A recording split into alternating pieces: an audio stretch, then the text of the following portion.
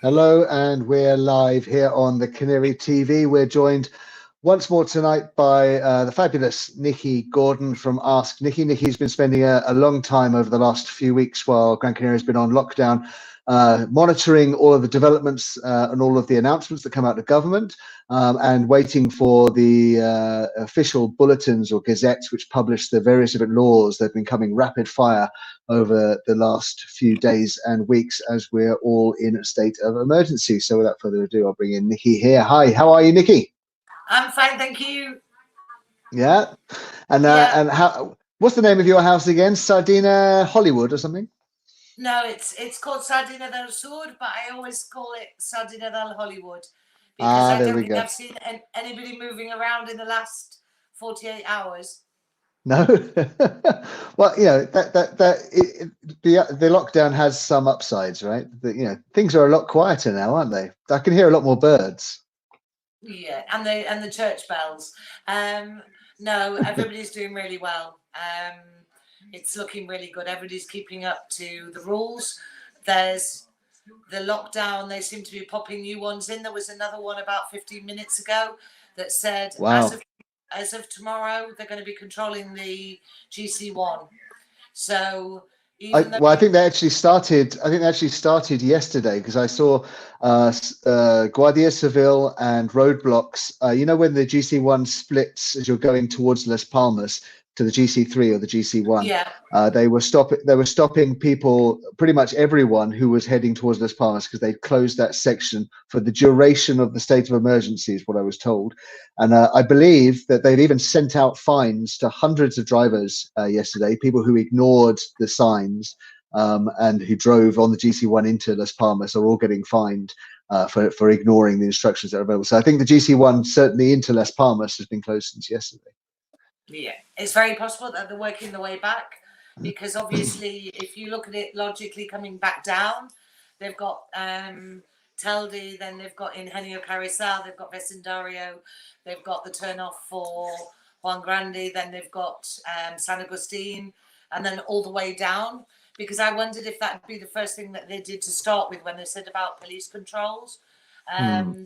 But everybody said they don't see anybody.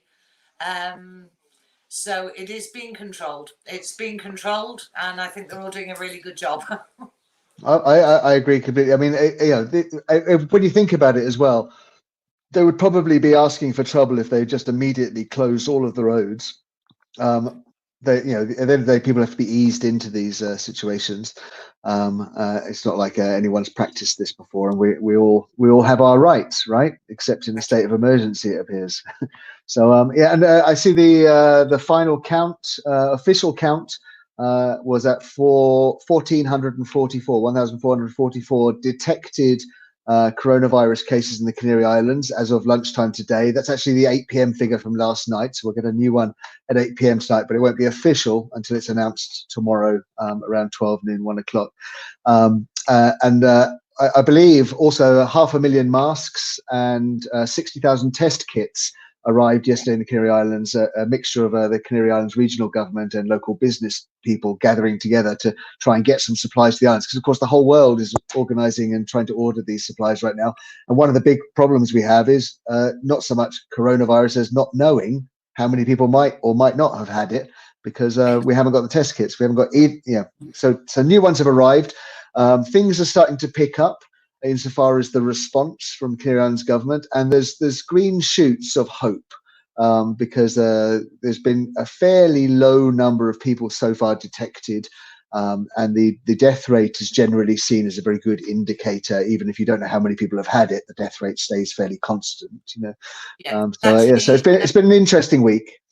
no, there's a post I got about an hour ago, and I watched it. Somebody sent it to me, and it's from the head of Sanidad of the health system here, and he was basically raising his hands to the islands because obviously nobody's out of danger yet because nobody knows. But that he actually said the Canary Islands, we're doing the best out of the whole of Spain. Yeah, Um, I think we're the second least affected in Spain. I think yeah, there's he us and was Murcia, I think actually, it was. he said the second least was yesterday, but today he basically said we're doing really well. They did Amazing, talk amazing. about a possible suspension of the quarantine for the 1st of June, but he said we have to wait because it could peak up again. But it's looking good. We're doing the right thing. All we've got to do is keep on doing it. You know, Right. so So I big mean, hands up so for everybody out there. let's get into this a little bit further, because when I spoke to you only on Tuesday, our end date was still was it the 19th or 12th or 19th of April, and now it's been extended further, has it, till the end of April? Basically, it's a general consensus that they prefer us to be on lockdown to the 28th of April because of the typical Easter movement. On our island, basically everybody in the north of the island comes down to the holiday homes. They bring the families. That's what they're trying to stop. Whereas it's hard to separate borders in mainland Spain. So people are literally just all go from one place to another, and it could reinfect and restart it off again. So basically they were saying that they'd like to keep it to the 28th of April. Normally we're due to finish on the 12th of April. So I would think we'll know a few days before. However, in our case, we are shut down. So until they let those aircraft come back in with tourists on them and the boats come in and the cruise ships, I presume we're extended with everybody else. The way they was making it sound was that by the 1st of June, we should be back to normal. Now, it could be the 1st of May. Nobody knows. All we can do is follow the news, try and get all these applications in. I know they're mind-blowing to cover yourselves because people are starting to I'm getting messages from people that are starting to panic because they're getting to I've got nothing left. Well, okay. So I mean, let's get into it. We've only got ourselves about another 20 minutes, and we've got a lot to get through. So when we spoke on Tuesday, the government had just announced their relief or microcredit system for people who needed to pay rents. Has there been any movement or clarification on that? Yeah, the microcredit's available for people that are renting. It's up to €900 a month plus 200 for bills, and obviously all of you start getting together your paperwork and your contracts and everything, because over here they will want them sent to the bank. Everything's through your bank. If it's your microcredit for your rentals, or it's your loan, préstamo autónomo, your loan for to get you through the next 6 months because you're self-employed, or if it's help with your mortgage, all of it has to be applied for. I've just spent today, I had a me day, and I actually... About time. No, it was great because I couldn't find anything either. There were things I was looking for. So I went and got all my certificates for the Autónomo online to say that I have no debts in the Social Security. I have no debts in the Hacienda. It's quite hard for people. If you've got a Spanish mobile in the system, you can use the system. If you haven't and you didn't get to apply for a clave, which is this really crazy system. It's an electronic key. It's an electronic key, isn't it? Citizen's key. Most of the people I know didn't ever bother. I only had to for certain reasons. When I started at my Autónomo the year before last, so I literally found my clave. I couldn't remember what it was. It took me 2 hours to find the piece of paper that I'd written the clave number down. So basically, all I can say to you is, if you're going for the tenants from your bank, the loan, which is 0 interest from 6 to 10 years to pay it back, they haven't started it up in the system yet. It will be probably, most of the banks, I've contacted 3 or 4 today, they're saying by Monday. So keep an eye online. I mean, keep an eye on your apps. Let's just be clear. This is a interest-free microcredit loan, which is guaranteed by the government, so that the payback is guaranteed, and they give you 6 years to pay it back. But should you run into problems and you can demonstrate that you are having problems, but you've been good and you've been keeping in communication, then they're willing to extend it for up to another 4 years. So when we say 6 to 10 years, what we mean is it's payable in 6, but there is a facility for those who struggle a touch further to be able to expand that. So basically what they're trying to say is, we're not trying to rip anyone off, but at the same time, we've all got to pull together to try to get through this current situation. Also, as I understood it, and if anybody begs to differ, please let me know, that if you are in a circumstance where you're renting 4 properties because you had permission from the landlords and you were maybe renting them out, that if you have under a couple of properties, then you can get the full amount for each of your rentals, whereas if you have over a certain amount, then they give you 50%, which is normal. That's right. They scale it down after the first 2 properties that you rent out as a landlord. If that's your primary income in particular, then they will guarantor up to 100% of that rent for at least the next month or 2, right? And then after that, if you've got more than 2 properties, then it's a sliding scale coming down all the way down to 8 properties or more. It's all the way down to 8 all the way down to 8 properties or more, and then after that it's sort of 5% is what they're going to guarantee. So go on, what were you saying about your friend? I've got a friend that's got where he lives and another 4 properties, which is 5, and I think he only actually has to pay half the rent. I think that was the agreement. Which is fair. I see that as fair because the owner's still getting his income coming in, but he's not, it's a fair system to have, but we're just waiting for that to be confirmed. Well, this is it, because there's also points of confusion over the government offering not just a straight microcredit loan at no interest. I think they're also offering an alternative, and that is the landlord reduces the rent for a period of time. Did you see that? No, you didn't see that. It's all eco. What's happening is, I'll be really honest with you, the autonomous eco is the name of the microcredit system, is that right? Yeah, that's how whenever I put it anywhere, if you want to type it into Google, put the name of your bank, put alquiler, which is rent, and then put eco COVID, and it'll come up with all the banks and everybody that's offering it, and you can go online and you can process it, but it's not I was told by the bank they need a couple of days to set the system up. The one that's working is the one for the autonomos. This is because we've actually got to make it through the next 6 months.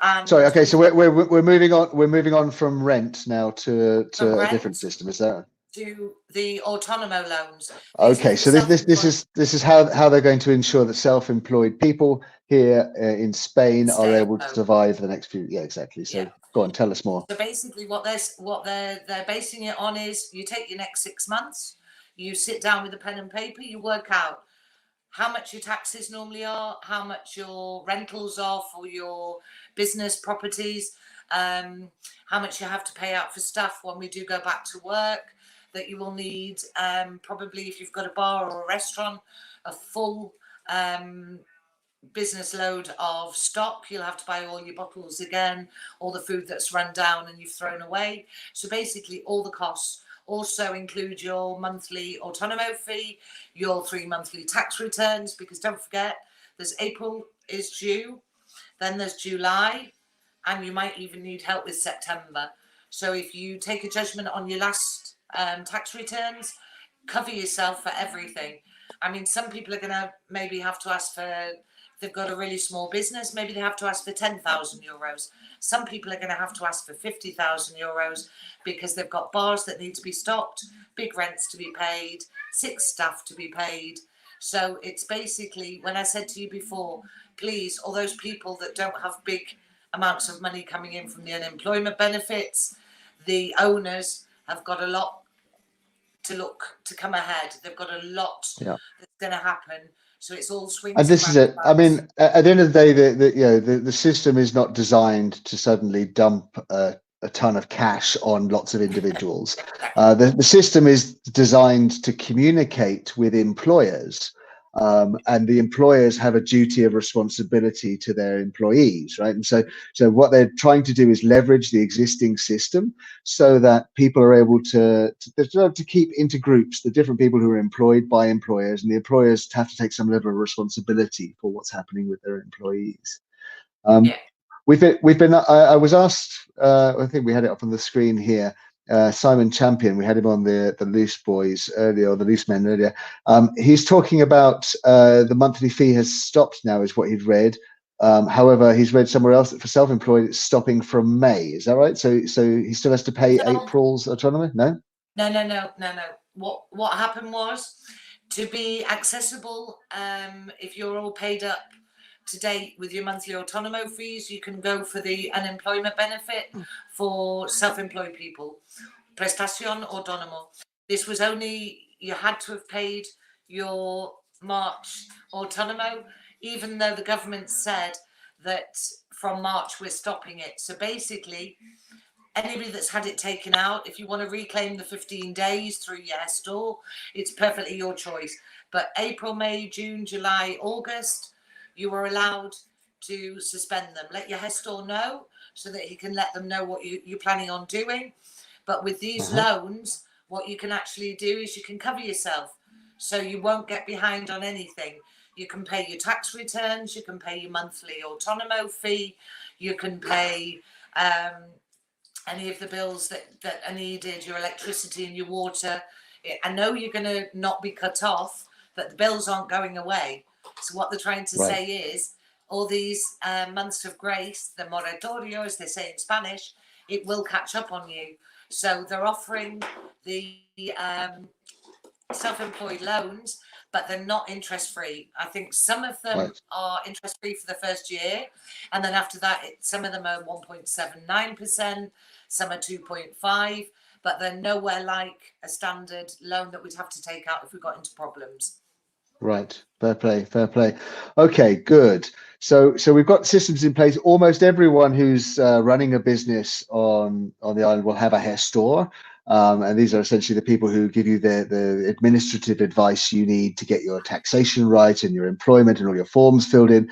Every hair store on the island right now is diligently trying to keep up with what's going on. So if you're running a business, you definitely need to speak to whoever your primary business advisor is to get the best piece of information, and speak to your bank. I mean, you've got to try and communicate. It's hard to get through to people at the moment, but you know, a lot of people have got time to do it. So it's well worth spending the time. Okay.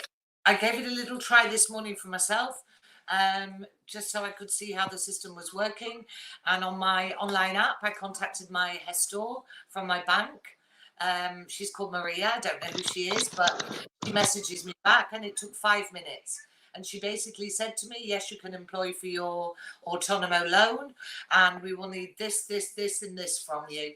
So if you can't get through to them on the phone, go onto your online app, touch on your hair store. Most of the Santander, Sabadell, BBVA, they've got the, you can actually do it in English to actually move around on your app. And then you can always Google Translate exactly the information that you want to know. It's the same thing as I do for you. When I need to find information for 1 million questions, I check it all out on Spanish. And if it's really, really large, I Google Translate and then I correct. Essentially, you've taken over from much of what we were doing with the newspaper. To be frank, we would just spend a lot of time doing a lot of research, finding the Spanish language information, and then putting it into English and trying to make it sound like it's English, right? It's a difficult thing to do. So I admire you completely. I know the job. Thank you, Nicky, Gordon. You're doing wonderful things. No, but I stood back yesterday and I didn't do the new boy. I took out the relevant parts and I left it, because when I turned it on yesterday morning, I was so excited because it was there and there was 88 pages of it. Yeah. And I sat there and I thought, no way in a million years. I will find what anybody wants to know, or if I can't find out myself, I'll ask my hair stores. But literally, I put a post on my page today. I spoke to my bank director. She's lovely. And because I explained, I'm lucky enough to have her on WhatsApp. So she doesn't answer 24 hours a day, but she's very, very good. And the information that I put about the mortgages, because there's a lot of people that have suddenly arrived today with about 24 pages of information. So basically the easiest way round is, Google it, Google Translate it. It's the best Yeah. way to do it. I think what we might try to do is set up a group that stores all of these pieces of information together and allows other people to also contribute stuff. So we'll see about setting that up over the next few days. So we've got a few minutes left. So what other pressing urgent issues have been occurring this week? I've very sadly, I just turned my TV down. Sorry, I've just started receiving the panic messages from the people that didn't leave the island because they couldn't leave fast enough, thought that everything would be all right, and they're getting into financial difficulties. Mm-hmm. Now, there's been a few lovely posts about people saying we can always share a plate of food, which is really hard under the circumstances.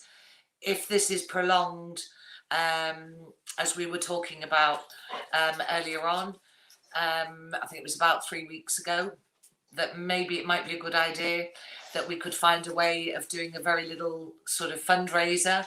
Yeah. Only for like one-off situations, like I used to do for my families in need. I can't feed you forever every single week, but I can send you a week shop, you know, to keep you going, because it does look like there's people starting to struggle. They thought they'd make it through. It's a real difficulty, and you know we could see this coming quite a while back when I was speaking to Jenny from the Food Project. She was shall we say stoic, calmly looking into the future, and you know there's going to be a lot more need from people as they run out of cash, realize that there really isn't any help for them right now.